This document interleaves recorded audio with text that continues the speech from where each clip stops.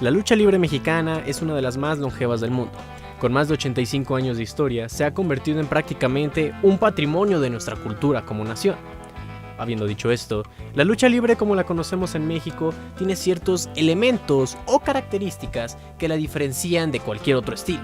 Sin embargo, el más simbólico para todos nosotros es, sin lugar a dudas, la máscara. Y es que es increíble cómo un pedazo de tela puede guardar tantas historias.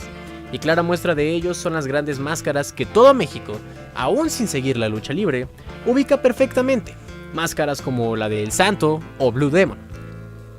La máscara en la lucha libre se caracteriza por utilizar colores vivos, estampados llamativos o cualquier elemento que pueda ayudar al luchador a desarrollar y expresar su personalidad, pues la máscara representa al personaje, al héroe o al villano, y por supuesto, esta tiene que ir acorde a lo que el luchador quiere dar a conocer de sí mismo. Desde las máscaras más simples como Aníbal, Black Shadow y el Rayo de Jalisco, hasta las máscaras con grandes y vistosos detalles como Sangre Azteca, Máscara Sagrada o Volador, se han abierto paso a lo largo de los años para ser reconocidas a nivel nacional e inclusive nivel internacional. Sin embargo, la máscara representa más que una estrategia de mercado. En la lucha libre mexicana, a diferencia de la gran mayoría de países en que se practica este deporte espectáculo, los cinturones de campeonato pueden pasar a segundo plano, pues las batallas más memorables para un luchador son aquellas en las que su máscara, su incógnita, está en juego. Pues no solo puede significar una derrota, sino puede terminar por ser la pérdida de su identidad, de su personaje e inclusive de su carrera. Perder la máscara en la lucha de nuestro país significa la mayor de las decepciones y la mayor de las vergüenzas. Claro ejemplo de lo anterior son las luchas de máscara contra máscara que han quedado grabadas en la retina de todos los fanáticos de la lucha libre. Estas mismas tienen un sabor tan especial que el luchador mismo busca esforzarse mucho más, solo para brindar el mejor espectáculo y, ya sea retener su máscara con creces o perderla con orgullo y con la frente en alto. Como ejemplos podemos mencionar Rayo de Jalisco Jr. contra Cien Caras, La Parca contra Pierrot, Atlantis contra Villano III, entre muchas otras.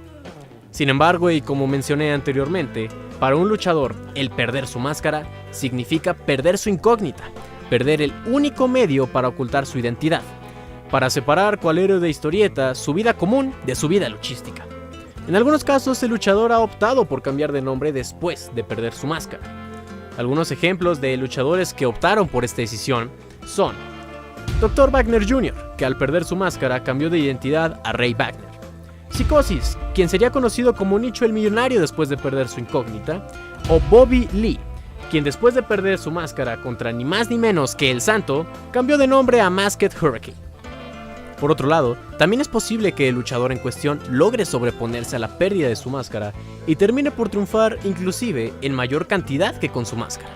Por ejemplo, tenemos a Andrade Cien Almas, anteriormente conocido como La Sombra, que después de perder su máscara en contra de Atlantis en el evento principal del 82 aniversario del Consejo Mundial de Lucha Libre, firmó por WWE. Y después de un par de experimentos que no salieron nada bien con su personaje, es ahora ni más ni menos que el campeón de NXT, la marca de desarrollo de WWE, y recientemente brindó una lucha calificada con 5 estrellas en contra de Johnny Gargano, la cual fue la primera lucha de WWE en recibir este puntaje desde hace ya casi 6 años. Otros luchadores que por supuesto superaron la adversidad de perder su máscara son Bárbaro Cavernario, que reinventó por completo su personaje, y Cibernético, que se le conoce por, llamémosle, polémicas fuera del ring, entre muchos otros. La máscara en la lucha libre no solamente es un pedazo de tela, no solo buscan vender, no solo buscan representar a un personaje. La máscara en la lucha libre termina siendo la vida del luchador mismo, y termina dando todo en el ring por ella. Pues la máscara representa el esfuerzo que ha realizado a través de toda su carrera para llegar hasta los planos estelares dentro o fuera de México. La máscara es la lucha libre y la lucha libre gira en torno a la máscara.